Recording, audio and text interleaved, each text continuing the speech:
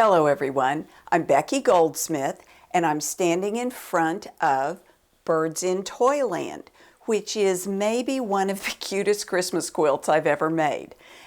A lot of you know Linda Jenkins. She is my retired partner from Piece of Cake, and it was her idea to make this quilt, and I am so glad because these are some of the cutest birds I've ever drawn. Really, they're super cute.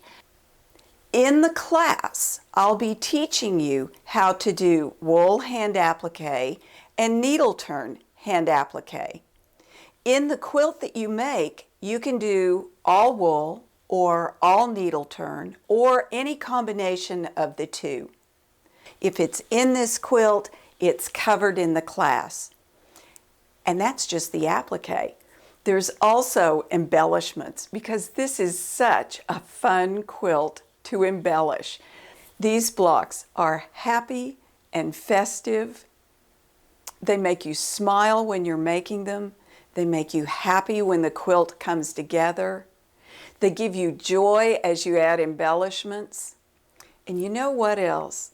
They give you great joy when you see your quilt hanging, making other people happy.